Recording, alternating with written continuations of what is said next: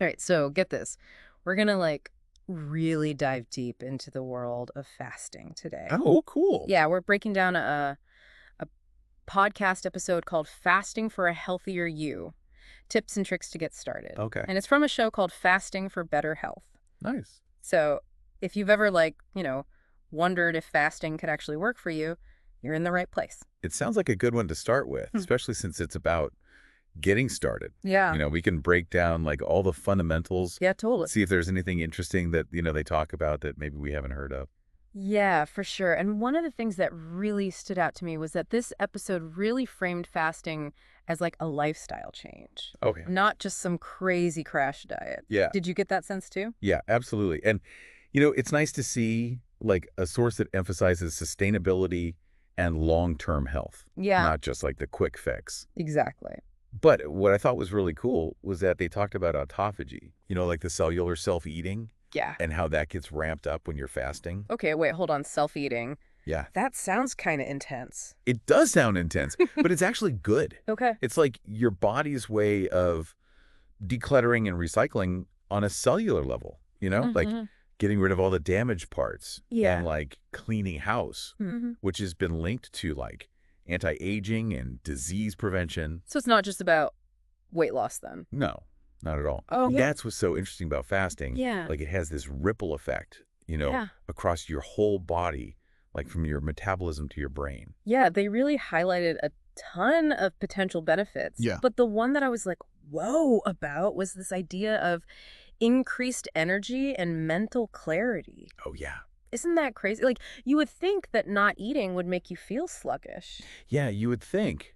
The Yeah. theory is that by switching from glucose to stored fat for fuel, your body actually gets a more stable energy source. Oh, interesting. And then, since your body isn't busy constantly digesting, it can like focus on other things, Oh, which could lead to that boost in mental performance. that's so fascinating. Yeah. It makes you wonder if, like, all those mid-afternoon slumps Yeah. are just our digestive systems being like, okay, I'm done. Maybe. You know? It could be. And this is another thing that I thought was so cool. They talked about all these different methods of fasting. All right, it's not one size fits all. Yeah, That's exactly. what I like about it. Yeah, and they talked about a bunch of different options, but intermittent fasting seems to be the most popular. Does seem like it.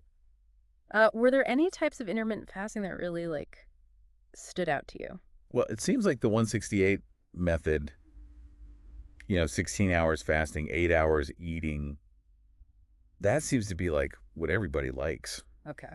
especially for beginners. Yeah. It's pretty easy to work into your day. Right, right. It's basically just extending the overnight fast a little bit. Yeah, totally. And they also talked about alternate day fasting. Yeah, And even, like, prolonged fasting, which just sounds so intense. it Do you know- does. Especially that prolonged fasting. Yeah, Anything over 24 hours. yeah, I think you should definitely talk to a doctor about. yeah, for sure, for sure. But even with intermittent fasting, there are variations like time-restricted feeding, which is more about when you eat, not just how long you don't eat. Okay, so it's really about, like, finding what works for you and your goals. Yeah, exactly. But, like, let's be honest, this whole idea of intentionally not eating, Yeah, it can be super daunting. it can be. I don't know about you, but it is for me. Yeah, it can be scary. So that's why I thought these tips for success that they laid out were super crucial. Yeah. What did you think about that part?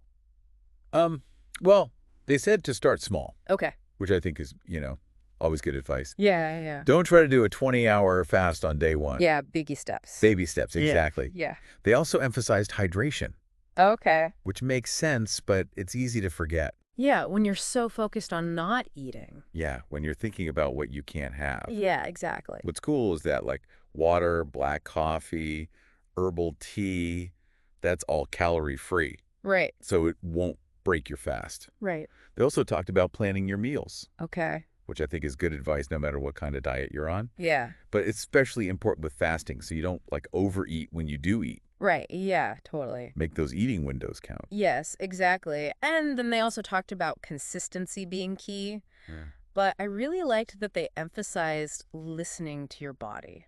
Yeah, that's important. Yeah, it's not about forcing yourself to suffer. Yeah, you don't want to make yourself miserable. No, exactly. And then they talked about some of these common challenges. Oh, yeah. And I think that's really important.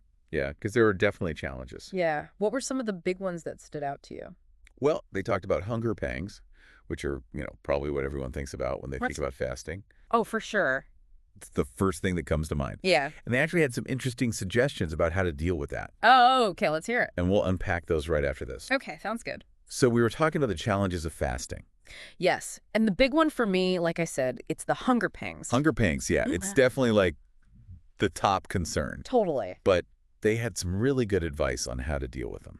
Okay, so tell me, what do they say? Well, first of all, they said that hunger comes in waves. Okay. It's not like constant. Good to know. Yeah, so if you know that going in, it can make it a little bit easier to handle. Yeah, you're not just like bracing for this. Yeah, Exactly. constant. Yeah, it's more like, riding the waves a little bit. Okay, I like that analogy. Yeah, they also talked about distraction, Okay. like keeping busy, engaging your mind. Oh, so you're not just sitting there thinking about food. Yeah, exactly. Trick your brain a little bit. Yeah. And remember how we talked about hydration? Yes. Well, that's important for hunger pangs, too. Yeah. Sometimes, you might think you're hungry, Yeah. but you're actually just thirsty. Oh, interesting. So staying well hydrated can actually, stop those pangs before they even start. So that glass of water is like the MVP? It is. It really is. Okay, cool. What about when those pangs hit, but you need something more than just water? Yeah. They talk about electrolytes. He did. What's the deal with those? So electrolytes, those are like the essential minerals Okay. that, keep your body functioning properly. Okay. And when you're fasting, you can actually lose them faster, Oh, really? especially sodium and potassium. Okay. So the podcast suggested adding a pinch of salt to your water Oh. or having bone broth, Oh. which is like an electrolyte superstar. Oh, that's a good tip. All right. So what about energy levels? Oh, yeah, that's another big one. That's another big concern, right? Yeah, people worry they'll be tired. Yeah, you're not eating. You think you'd be dragging, but actually, a lot of people experience the opposite.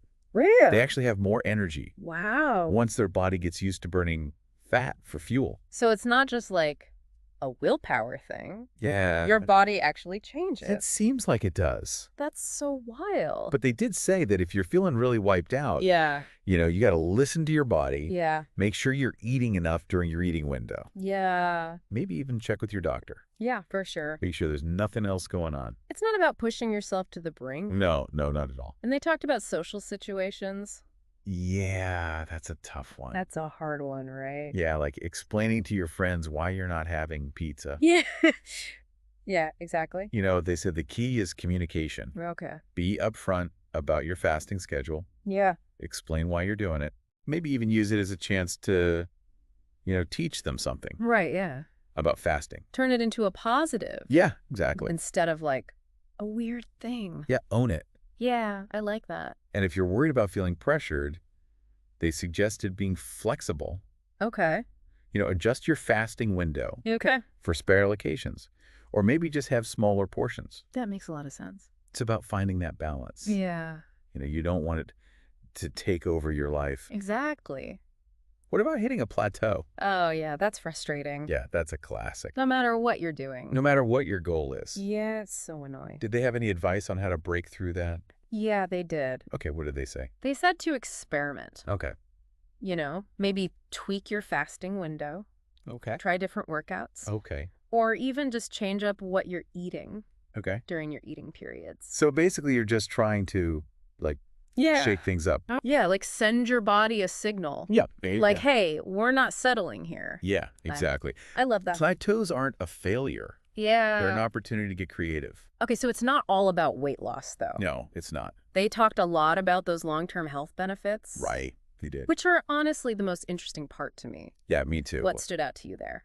They mentioned reduced inflammation, Okay. which is a big deal. Yeah, because inflammation is linked to so many things. Exactly. It's like the silent killer. Yeah.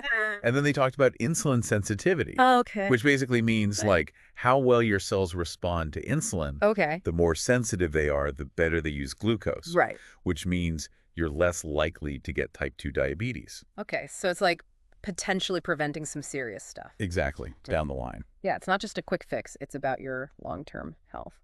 Yeah, and with anything that impacts your health. Right. There are things to be aware of. Absolutely. Risks and considerations. Yeah, we can't ignore those. No, we can't and we won't. We'll talk about those after the break.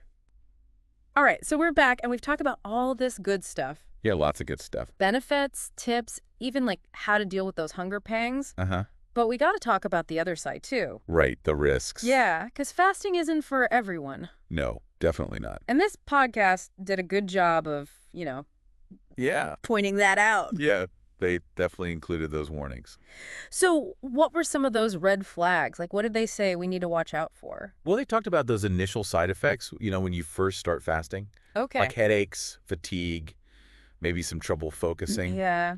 We said it's just like a temporary thing. Yeah, your body's got to adjust. Yeah, like you're switching to a new operating system. Exactly. There are going to be some bugs. Yeah, but what if those bugs, never go away? Then it's time to talk to your doctor. Yeah. They also mentioned some people who probably shouldn't fast at all, Okay, like who? like pregnant or breastfeeding women, Okay, that makes sense. people with eating disorders, Right. folks with certain medical conditions, Okay. like diabetes or kidney disease. So it's not just about being, generally healthy. No, not at all. It's about being really aware of your own situation. Yeah, your own specific circumstances. Right, and even if you're totally healthy, Right. they said you got to ease into it. Yeah, don't jump in head first. No 20-hour fasts on day one. No way. Okay, good to know. Baby steps. Baby steps, yeah. So besides those initial side effects, were there any other, broader concerns they talked about? They didn't get too deep into the long-term risks, Okay. which I guess makes sense since this podcast was for beginners. Yeah, yeah. But they did say that, there's always more research coming out, so Right. it's important to stay up to date and talk to your doctor, especially if you're going to make this like a regular thing. So it's about being informed, not just jumping on the bandwagon. Exactly. Do your research. And honestly, that's what I'm taking away from this whole thing. Yeah. Fasting is a tool. It is. It's not like Yeah, it's not a rule. the be-all, end-all, It's not a religion. Yeah, it's about understanding it, listening to your body, Yeah, making choices that work for you. exactly. You're in control. I like that. It's empowering. It is. It is. It's not restrictive. No, it's about freedom. And honestly, there's still so much we don't know.